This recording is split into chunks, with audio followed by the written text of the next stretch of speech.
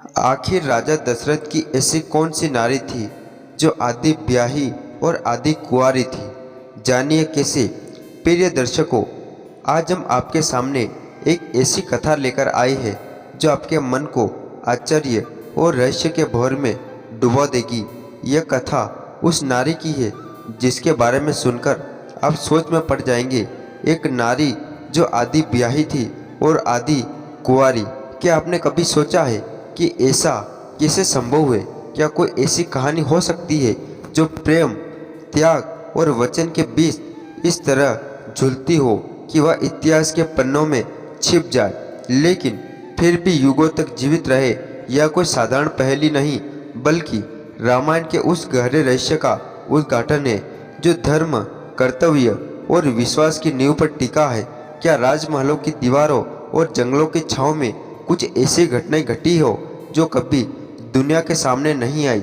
यह घटनाएं प्रेम, विश्वास और वचन की ऐसी परतों में लिपटी थी जिन्हें समय ने ढक दिया, लेकिन सत्य ने उन्हें जीवित रखा। आज हम उस रहस्य को उजागर करेंगे जो न केवल आपके मन को झकझोर देगा, बल्कि आपको रामायण को एक नए नजरिए से देखने पर मजबूर कर देगा। यह कथा केवल एक नारी की नहीं, बल्कि उस त्याग की है जो धर्म और प्रेम की परिभाषा को चुनौती देता है। हम बात कर रहे हैं उस गंधर्व कन्या की जिसने एक राजा के वचन पर भरोसा किया, जिसने अपने प्रेम और विश्वास को तपस्या में बदल लिया। लेकिन क्या यह वचन पूरा हुआ? क्या उस नारी का प्रेम और त्याग उसे वह स्थान दिला सका जिसका वादा किया गया था, या फिर वह राजमहल की सत्ता, कर्तव्य और व्यक्तिताओं के बीच कहीं खो गई? क्या आप जानना चाहते हैं कि कैसे एक नारी का त्याग और उसका अधूरा प्रेम रामायण की गाथा का हिस्सा बन गया? तो हमारे साथ बने रहिए, क्योंकि यह कथा आपके दिल को छू लेगी और आपको यह सोचने पर मजबूर कर देगी कि सत्य कितना गहरा और अनमोल हो सकता है। तो आइए इस कथा को शुरू करते हैं, लेकिन इससे पहले आपसे एक विनम्र निवेदन है। रामायण में कहा गया है कि जो व्यक्ति किसी कथा, ज्ञान या धर्म की बात को अधूरा छोड़ देता है, वह अनजाने में अपूर्णता की भागी बनता है। अधूरी कथा एक अधूरी यश की तरह होती है जो पुण्य की जगह पाप का कारण बन सकती है। इसलिए मेरे प्रिय मित्रों, इस कथा को अंत तक सुने और कमेंट में जय श्री राम जरूर लिखें। आखिर राजा दशरथ की ऐसी कौन सी नारी थी जो आदि ब्याही और आदि कुंवारी थी? इसे हम एक बहुत ही ज्ञानवर्धक कथा के माध्यम से समझेंगे। प्रिय दर्शकों, एक समय की बात है, रावण अपने पुष्पयान से आकाश मार्ग में विचरण कर रहे थे। तब उन्होंने देखा कि एक स्त्री अपने अवगुणों के कारण वह अपने घर में कलेश कर रही थी, अपने पति से लड़ाई झगड़ा कर रही थी, जिस वजह से उस स्त्री का पति अपनी पत्नी से परेशान होकर उसकी स्त्री को घर में कलेश करती थी। इस वजह से उनके घर में गरीबी का मातम छाया हुआ था। आकाश मार्ग में खड़े खड़े रावण ने देखा कि एक अच्छे आचरण वाली स्त्री जो अपने पति का ध्यान रखती है और अपने सच्चे मन और लग्न से अपने पति को, अपने परिवार की सेवा करती है, वह स्त्री बहुत ही खुश है और उसके परिवार में धन संपत्ति की कोई कमी नहीं है। तब रावण के मन में कई प्रश्न उठते हैं कि आखिर स्त्रियों में ऐसा भेदभाव क्यों है? ऐसे कौन से कारण की वजह है जो एक स्त्री निर्धन होती है, और वही कौन ऐसे कारण है जिसकी वजह से एक स्त्री माता लक्ष्मी का प्रतीक मानी जाती है, जिसके घर में संपत्ति की कोई कमी नहीं होती है? वह रावण बात सोच ही रहे थे, तब उनके मन में एक युक्ति सूझी और वो ये जा पहुँचे माता लक्ष्मी जी के पास। जब माता लक्ष्मी रावण को अपने पास आया हुआ देखती है तो वह रावण से पूछती है कि हे शिव भक्त रावण, आप आज हमारे पास कौन से प्रयोजन की वजह से पधारे हैं? तब रावण कहते हैं कि हे माता, मैं आज आपके पास अपने कुछ प्रश्नों के निवारण के लिए आया हूँ।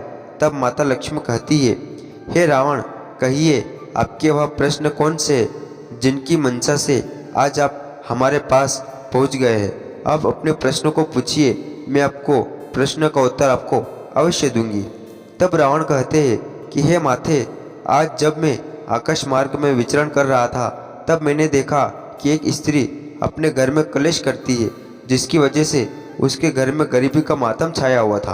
और वही दूसरी तरफ एक स्त्री ऐसी भी थी जो अपने पति का कहना मान रही थी, अपने परिवार का ध्यान रख रही थी, समय पर भगवान की उपासना कर रही थी। उसके घर में किसी भी प्रकार की धन संबंधी की कोई दिक्कत नहीं थी। हे माते, मैं एक स्त्री के उन 5 लक्षणों को जानने के लिए आया हूँ। हे माते, मैं एक स्त्री के उन 5 लक्षणों को जानने के लिए आया हूँ जो यदि किसी स्त्री के अंदर विद्यमान होते हैं तो उस स्त्री को सवई आपके समान ही माना जाता है। रावण की इन बातों को सुनकर माता लक्ष्मी कहती है कि हे रावण, आज आपने कलयुग की इस पीढ़ी को एक महत्वपूर्ण ज्ञान देने के लिए मुझसे यह अत्यंत आवश्यक प्रश्न किया है। यह प्रश्न समस्त मनुष्य के लिए अत्यंत आवश्यक है, परंतु हे रावण, मैं आपको आपके प्रश्न का उत्तर एक छोटी सी कथा के माध्यम से दूंगी। तब रावण कहते हैं कि हे माते, आप उस कथा को सुनाइए। मैं इस कथा को पूरा सुनूंगा और संपूर्ण विश्व जगत में इसे विख्यात भी करूंगा। तब माता लक्ष्मी कथा को सुनाना प्रारंभ करती है और कहती है कि हे रावण, बहुत समय पहले की बात है। किसी कस्बे में 2 प्रतिरूपी रहा करते थे। भगवान की कृपा से उनके घर में किसी चीज़ की कमी नहीं थी। सारे सुख उनके घर में मौजूद थे। एक दिन की बात है, उन दोनों पति में किसी बात को लेकर झगड़ा आरंभ हो गया और वह झगड़ा इतना बढ़ता हुआ चला जाता है। उन दोनों की आपस में लड़ाई इतनी बढ़ती चली गई कि पत्नी ने अपने पति को गाली दे दी, और जब पत्नी ने अपने पति को गाली दे दी तो पति को गुस्सा आ गया और उसने गुस्से में अपनी पत्नी के गाल पर जोर से एक थप्पड़ मार दिया। और जब गाल पर पत्नी के थप्पड़ लगा तो अब पत्नी से भी आग बबूला हो गई और उसने उल्टे सीधे शब्द कहे। और यह शब्द कहने के बाद में उस औरत के 2 बच्चे थे, एक लड़का था और एक लड़की थी। दोनों छोटे बच्चे थे। उन दोनों को लेकर अपने पियर के लिए निकल गई। शाम का समय था, रात भी हो चली थी और रात में ही अपने दोनों बच्चों को लेकर वह पत्नी अपने पियर के लिए चल दी। मित्रों, अब माता लक्ष्मी कहती है कि हे रावण, जब स्त्री पियर के लिए कस्बे से बाहर निकलती है तो रात हो चुकी थी। उसके पियर जाने के लिए रास्ते में एक भयानक वन मिलता था। जब वह वन में पहुंचती है तो उसी वन में एक साधु अपने आश्रम बनाकर रहते हैं। वह अभी तक अपने आश्रम पर जाग रहे थे और इधर उधर टहल रहे थे। तब उन्होंने देखा कि इतनी रात में एक स्त्री 2 बच्चों को लेकर वन की तरफ जा रही है। उसकी कमर दिख रही थी। तब उन साधु ने सोचा कि कहाँ जा रही है और क्यों जा रही है। तब उन साधु ने उस औरत को रोकना चाहा कि इसका रोक कर पूछ लेता हूँ कि बात क्या है जो तुम इतनी रात में वन के रास्ते ना जाने कहाँ जा रही हो। परंतु साधु ने विचार किया, अगर हम इसको रोकेंगे तो यह समाज उल्टा सीधा हमारे बारे में सोचेगा कि एक साधु रात में एक स्त्री से बात कर रहा है। यह सोचकर वह साधु रुक गया, परंतु वह स्त्री चलती जा रही थी। फिर साधु ने विचार किया, अगर यह वन में आगे बढ़ गई तो इस वन में जंगली जानवर बहुत है जो बहुत खतरनाक है, जो इस औरत को नुकसान पहुंचा सकते हैं, इसकी ज़िंदगी को भी ले सकते हैं, इसके बच्चों को भी मार सकते हैं और हम इसको देख रहे हैं। अगर हम इसे रोकेंगे नहीं तो हमें पाप लगेगा। भगवान को जाकर मैं क्या जवाब दूंगा। उस साधु ने विचार किया, अब जो होगा सो देखा जाएगा, लेकिन हम इस स्त्री को रोकने जरूर और इससे कहेंगे कि रात में तुम कहाँ जा रही हो। यह सोचकर वह साधु उस स्त्री के पास पहुँच जाते हैं और उसे रोक लेते हैं और कहते हैं कि तुम इतनी रात को कहाँ जा रही हो। तुम्हारे पास यह छोटे छोटे बच्चे हैं और तुम बेधड़क होकर जा रही हो। क्या बात है, क्या परेशानी है? क्या पति से कोई लड़ाई झगड़ा हो गया और या कोई बात बन गई? अब देवी लक्ष्मी कहती है कि हे रावण, साधु के पूछने पर उस स्त्री ने सारी बात बता दी और कहा कि आज हमारे पति ने मेरे गाल पर थप्पड़ मार दिया। मैं अब अपने पति के साथ नहीं रहूंगी, मैं अपने पियर जा रही हूँ। तब साधु ने समझाया कि देखो, तुम्हारे पति ने थप्पड़ मार दिया है, लेकिन तुमने भी तो गाली दी है, और वही तुम्हारे पति ने थप्पड़ मार दिया तो तुम्हें इतना गुस्सा आ गया। इतना गुस्सा तुम्हारे लिए उचित नहीं है और गुस्से में तुम अपने बच्चों को लेकर रात्रि में वन के रास्ते पियर जा रही हो। आगे तुम्हें यह नहीं मालूम कि कितने मांसाहारी जंगली जानवर इस वन में रहते हैं और वह वन कितना खतरनाक है, जो तुम्हारे साथ हादसा कर सकते हैं, तुम्हें मार सकते हैं, तुम्हारी मृत्यु भी कर सकते हैं, तुम्हारे बच्चों को भी मार के खा सकते हैं। तुम्हें डर नहीं लगता क्या? तब स्त्री ने कहा कि हे महाराज, मेरे साथ चाहे कुछ भी हो, मैं मरूं या जिंदा रहूं, लेकिन मैं वापस अपने पति के घर जाने वाली नहीं हूँ।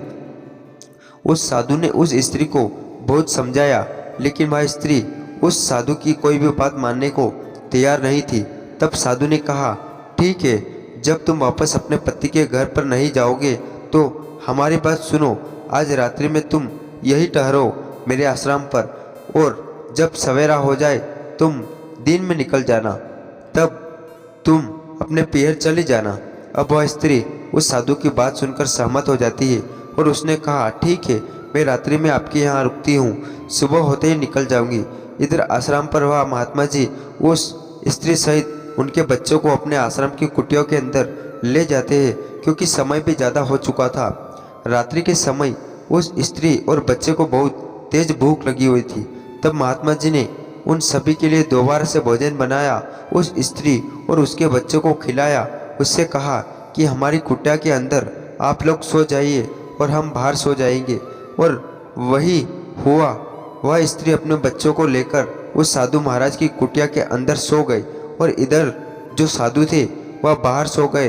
अब साधु को मच्छर तो काट रहे थे, लेकिन साधु उस कष्ट को, उस परेशानी को सहते रहे और पूरी रात बाहर लेटे रहे। जब सवेरा हुआ तो उस स्त्री ने कहा कि साधु जी, अब मैं अपने पियर आऊँगी। तब साधु ने जवाब दिया, ठीक है, तुम्हारी जैसी मर्जी हो, करिए। अब वह स्त्री अपने पियर के लिए वन के रास्ते चल दी। यात्री जो थे वह भी चलने लगे, इसलिए जंगली जानवरों से अब कोई खतरा नहीं था। वह स्त्री चली जा रही थी। चलते चलते वह अपने पियर में पहुंच जाती है, और जब वह पियर में पहुंचती है तो उसके माता पिता ने देखा कि हमारी बेटी यहाँ आई है, 2 बच्चे साथ में है, लेकिन इसका पति साथ में नहीं है। और वह लोग उसके चेहरे की ओर देखते हैं और उसका चेहरा लाल था और क्रोध से उसकी आंखें भी लाल थी। तब पिताजी समझ गए, लगता है हमारी बेटी और हमारे दामाद में कोई झगड़ा हो गया। अब उस स्त्री को घर पर अपनी बेटी को लेकर उसके माता पिता जाती है। फिर पिता ने पूछा कि बेटी, क्या बात है, तुम्हारा पति तुम्हें छोड़ने के लिए क्यों नहीं आया? क्या आपस में तुम लोगों में कोई झगड़ा हो गया? क्या बात है, हमें सच सच बताओ। मित्रों, अब देवी लक्ष्मी कहती है कि हे रावण, उस बेटी ने अपने पिता से अपने पति के साथ किए हुए झगड़े की बात बता दी। वह कहती है कि हम लोगों में झगड़ा हुआ और हमारे पति ने हमें थप्पड़ मार दिया। अब मैं अपने पति के साथ में कभी नहीं रहूँगी, अब मैं आपके यहाँ पर रहूँगी। अब पिता कहा कि बेटी, बात तो सही है कि आपके पति ने आपके गाल पर थप्पड़ मार दिया, यह उन्होंने गलत किया है, लेकिन ताली एक हाथ से नहीं बजती है, ताली दोनों हाथ से बजती है। आपने भी कुछ कहा होगा, ऐसा तो नहीं कि बिना कुछ कहे ही हमारे दामाद ने तुम्हारे गाल पर थप्पड़ मार दिया हो। सच सच बता, क्या बात क्या है? परंतु उसने गालियाँ देने वाली बात को छुपा ली और कहा कि नहीं पिताजी, मेरा कोई दोष नहीं था, मेरी कोई गलती नहीं थी। बिना कुछ कहे ही थोड़ी सी नाराज़गी पर हमारे पति ने मुझे थप्पड़ मार दिया। अब मैं मर तो सकती नहीं, लेकिन दोबारा लौटकर अपने ससुराल नहीं जाऊंगी, या तो आपके यहाँ रहूंगी या मैं अपनी आत्महत्या कर लूँगी। पिता ने जब यह सुना कि हमारी बेटी आत्महत्या की बात कर रही है तो वह पिता हड़बड़ाता गया। उसने सोचा कि अगर इससे ज़्यादा कुछ पूछते हैं, तर्क वितर्क करते हैं तो यह कुछ भी कर सकती है, इसलिए यह सफ़र चलकर आई, इसे आराम करने देते हैं। अब वह स्त्री खूब आराम करती है, रात में रुकती है। अगला दिन जब होता है तब पिता फिर पूछता है अपनी गलती को, वह बेटी फिर से छुपा जाती है और सारा दोष, सारी गलती अपने पति पर ही डाल देती है। जब पिता के यह शब्द पिता सुनता है तो कहता है, ठीक है बेटी, यहाँ पर रही है। अब वह स्त्री दोस्तों अपने पियर में पिता के घर पर रहने लगती है। अब उस स्त्री के जो ससुराल वाले थे, उस स्त्री के सास ससुर थे, वह सुबह जो जब देखते हैं कि हमारी बहू घर पर नहीं है तो उन्होंने अपने बेटे को बुलाया और बेटे से पूछा कि बेटा हमारी बहू कहाँ है, वह कहाँ गई है। तब बेटा कहता है कि मेरा उससे झगड़ा हो गया है तो वह रात में बच्चों को लेकर अपने पियर चली गई है। पिता ने पूछा बेटा झगड़ा क्यों हुआ। तब उस बेटे ने जवाब दिया पिताजी छोटी सी बात को लेकर बात बढ़ती चली गई। पिता ने पूछा कि फिर तुम्हारी पत्नी तुम्हें छोड़कर क्यों चली गई। लगता है तुमने अपनी पत्नी के साथ कोई गलत सलूक किया है। हमें सत्य बताओ कि तुमने अपनी पत्नी के साथ कौन सा सलूक किया है। तब वह बेटा कहता है कि हमने अपनी स्त्री के गाल पर थप्पड़ मार दिया। इसी बात को लेकर वह नाराज हो गई और अपने पियर चली गई। तब पिता ने पूछा बेटा तुमने थप्पड़ क्यों मारा, बात क्या थी। तब उस बेटे ने बताया कि पिताजी मेरी पत्नी ने मुझे गालियाँ दी इसलिए मुझे गुस्सा आ गया और हमने उसे थप्पड़ मार दिया। फिर पिता ने समझाया बेटा तुमने गलत किया, तुम नहीं जानते हो स्त्री घर की लक्ष्मी होती हो और जिस घर में स्त्री नहीं होती है वह घर शमशान के समान हो जाता है। उस घर में कोई भी हादसा हो सकता है, कुछ भी नुकसान हो सकता है, इसलिए घर की गृहिणी लक्ष्मी होती है। तुमने उसके साथ गलत किया इसलिए वो गुस्सा होकर पियर चली गई। ऐसा करो तुम जाकर अपनी पत्नी को अपने ससुराल से यहाँ बुला लाओ, मुझे अपनी बहू के बगैर अच्छा नहीं लगता है। तब बेटे ने कहा पिताजी उसने हमें गालियाँ दी है, हम आपको कैसे बुला लाए, घर की बहू लक्ष्मी होती है। मैं भी मानता हूँ कि एक स्त्री घर की लक्ष्मी होती है लेकिन लक्ष्मी वाले उसने काम नहीं किए, वह तो कुल कक्षिणी है। अरे उसने मुझे गाली दी है और हम उसको बुला लाए, उसके अंदर तो कोई भी लक्ष्मी का चरित्र हमें नज़र नहीं आता कि वह लक्ष्मी हो सकती है। अरे पिताजी आप नहीं जानते हैं, वह किसी का सम्मान करना नहीं जानती है, वह आपका भी सम्मान करना नहीं जानती है, वह आपकी भी सेवा नहीं करती है। अगर हमने मिलने वाला कोई हमारा दोस्त आ जाता है तो उससे ईर्ष्या करने लगती है, उल्टा सीधा बड़बड़ाने लगती है और उससे जलने लगती है। अब पिताजी आप ही बताइए, जिस इंसान का समाज में व्यवहार सही नहीं है, जिस इंसान को चार व्यक्ति जानते नहीं, वह इंसान किस काम का है। इसलिए हमारे मिलने वाले तो आएंगे, स्त्री का कर्तव्य होता है कि जो भी व्यक्ति पति के मिलने आए तो उनका आदर करे, सम्मान करे, उनको खिलाए पिलाए और उनके लिए भोजन बनाए। लेकिन पिताजी ऐसा गुण हमारे स्त्री के अंदर ही नहीं है जो हम अपनी पत्नी को लक्ष्मी कहे। और पिताजी आप यह भी नहीं जानते हो कि एक दिन द्वार पर भिखारी आया हुआ था, वह भीख मांगता रहा और उसने दरवाज़ा बंद कर लिया।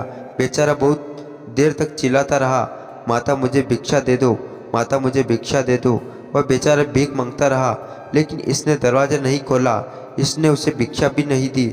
और पिताजी आप तो यह जानते हो कि जो स्त्री भिखारी को भी भीख नहीं देती तो वह लक्ष्मी कहने का अपना अधिकार खो देती है, क्योंकि अगर दुनिया में सबसे गिरा कोई काम है तो वह भीख मांगना। भिखारी गिरा हुआ कोई व्यक्ति माना नहीं जाता, सिर्फ अपने पापी पेट के लिए अन्न मांगता है और अगर उसका कोई भीख नहीं देता है तो वह इंसान उससे भी गिरा होता है। इसलिए मेरी पत्नी के अंदर लक्ष्मी वाला हमें कोई व्यक्तिगत ज्ञान ही नहीं पड़ता है, लक्ष्मी वाला कोई रूप नहीं नजर आता है। मैं कैसे इसको ससुराल जाकर बुला लाऊं। तब वह पिता उसे समझाता है कि बेटा तुम समझोगे नहीं, तुम अज्ञान जैसी बातें कर रहे हो। यह मैं जानता हूँ कि तुम्हारी पत्नी के अंदर कोई लक्ष्मी वाला रूप नजर नहीं आता, वह तुम्हारे मिलने वाले से अर्थात कोई भी भिखारी आए उसका सम्मान नहीं करती, तुम्हें गालियाँ देती है। यह मैं मानता हूँ, तुम झूठ नहीं बोल रहे हो, लेकिन पति का धर्म अभी तुम नहीं जानते। पति का धर्म यह होता है कि अगर पत्नी पति की गालियाँ देती है तो वह भूल तो कर रही है, हो सकता है उसमें बुद्धि की कमी हो, गालियाँ देने के बारे में उसे ज्ञान ना हो कि मैं क्या कह रही हूँ। जो अपने पति को गाली दे रही है, इस तरह से अपने पति को समझाना पति का धर्म होता है। अगर पत्नी गलत रास्ते पर जा रही है या गलत रास्ते को अपना रही है, किसी का सम्मान नहीं कर रही है, ना अपने पति का सम्मान कर रही है, ना अपने परिवार का सम्मान कर रही है, तो पति का सबसे बड़ा धर्म होता है उसे समझाने का, कि पति उसे समझाए और उसे अवगत कराए, उसके अंदर ज्ञान भरे, अज्ञानता को मिटाए। यह पति का काम होता है। पति अपनी पत्नी को समझाए कि ऐसा काम तुम्हारे लिए उचित नहीं है, इसलिए तुम्हारा धर्म है कि तुम उसे समझाओ और तुम्हें उसे समझाना चाहिए था, लेकिन तुमने क्या किया, उसके गाल पर तमाचा मार दिया। तुमने तमाचा तो मार लिया, लेकिन तुमने अपनी पत्नी को समझाया नहीं। यह तुमने गलत किया है। हमारा आदेश है बेटा, तुमने भूल की है, इसलिए तुम अपने ससुराल जाओ और अपनी पत्नी को जल्दी से बुला कर लाओ। तो दोस्तों, आज की कहानी बस यहीं तक समाप्त करते, क्योंकि वीडियो ज़्यादा लंबा हो जाएगा। नेक्स्ट पार्ट देखने के लिए हमारे चैनल को सब्सक्राइब कर देना।